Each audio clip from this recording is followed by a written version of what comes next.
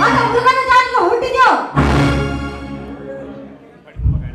ಪರವಾಗಿಲ್ಲ, ಅನಾಟ್ಯ ಆದರೂ ಇಷ್ಟೊಂದು ಧೈರ್ಯದ ಮಾತನಾಡ್ತದೆ, ಬಹಳ ಅಂತವಾಗಿ ಮಾತನಾಡ್ತಾ ಇದ್ದೀಯ.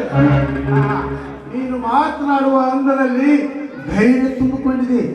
ಧೈರ್ಯದಿಂದ ನೀನು ಮಾತನಾಡಿದ್ರೆ ಹೆದರಿ ಓಡಿ ಹೋಗಿ ಹೇಳಿ ಗಂಡ ನಾನಲ್ಲ, ನಾನೊಬ್ಬ ಬಂಡ ಬದುಕೊಂದಿಯ ಗಂಡನಿಯ ನಾನು. ನೀನು ಅಂದ ಚಂದವಾದ ರೂಪವನ್ನು ಕಂಡು ನೀನು ನನ್ನ ಆಗಿ ನನ್ನೊಂದಿಗೆ ಹುಚ್ಚ ಆಸ್ಪತ್ರೆಯಲ್ಲಿ ಇರುವ ಹುಚ್ಚನು ಕೂಡ ನಿನ್ನ ಹಾಗೆ ಮಾತಾಡುವುದಿಲ್ಲ ಅಲ್ಲ. ಒಂದು ಹೆಣ್ಣಿನ ಬಗ್ಗೆ ಇಷ್ಟೊಂದು ಕೇಳಾಗಿ ಮಾತಾಡ್ತೀರ ನೀನು. ಕುರಿಮರಿ ಕೋಳಿ ಮರಿ ಅಂತ ತಿಳ್ಕೊಂಡಿದ್ಯಾ? ಅಂದ್ರೆ ನನಗೂ ಕೂಡ ಅಷ್ಟೊಂದು ಕಿಮ್ಮತ್ತಿಲ್ಲವೇ? ಒಂದು ಹೆಣ್ಣಿಗೆ ಈ ರೀತಿ ಮಾತನಾಡೋದು ಬಿಟ್ಟು ಹೋಗಿಲ್ಲಿಂದ. ನಿನ್ನ ಉಪದೇಶ ಮಾತುಗಳು ಕೇಳಿ ಹೇಳುವಳು ಬಿಡೋದಿಲ್ಲ. ನಿನ್ನ ಉಪದೇಶ ಸಂತೋಷ ಅಲ್ಲ, ಕಾಮನ ಪೆಟ್ಟು ತುಂಬಿಕೊಂಡು ನಿನ್ನ ಬಾ.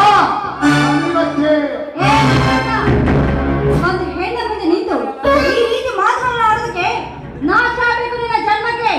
ನೋಡು, ನೀನು ಹೆತ್ತದು ಯಾವ ಹೆಣ್ಣಿನ ಸಾಹಸ ಮಾಡ್ತಿರೋದು ನನಗೆ ಚೆನ್ನಾಗಿ ಗೊತ್ತಿದೆ. ಸುಮ್ಮನೆ ದಾರಿ ಬಿಡು. ಹುಚ್ಚ ಹೆಣ್ಣೆ, ನಿನ್ನ ಗೊಲ ಮಾತಿಗೆ ದಾರಿ ಬಿಟ್ಟು ನಿಲ್ಲಲು ನಾನೇನು ಶರಣೂ ಅಲ್ಲ, ಇತ್ತಿಗೆ ಸನ್ಯಾಸನೂ ಅಲ್ಲ, ಸಂತನೂ ಅಲ್ಲ. ಕಾಮ ತಂದುಕೊಂಡಿರುವ ರಾಕ್ಷಸನು ಹಣ್ಣಿನಂದು ಬಿಟ್ಟ ಬಿಡುವುದಿಲ್ಲ. ಬಿಟ್ಟರೆ ನನ್ನ ಗಂಡಸ್ತಂಕ ಅವಮಾನ. ಇಂಥ ಸರಳಿಂದ ಬಂದಿದೆ ಯಾರಿಗೆ ಗೊತ್ತಾ? ಆ ನಟಿ ನೀನಾಗ ಬಂದು ನನಗೆ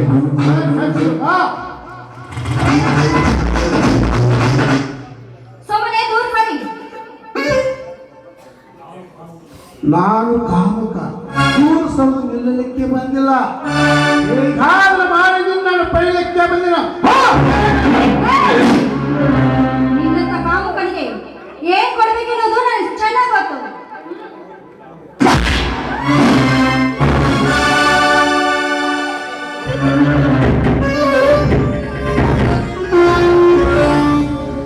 ಹುಚ್ಚ ಹೆಣ್ಣೆ, ಕೈ ಕಚ್ಚಿ ಓಡಿ ಹೋದರೆ ನನ್ನ ಮನದಿಂದ ನೀನು ದೂರ ಆಗಿಲ್ಲ. ಇಂದಿಲ್ಲ ನಾಳೆ ನಿನ್ನ ನಾನು ಭೋಗಿಸದಿದ್ದರೆ ನಮ್ಮಪ್ಪನ ಮಗ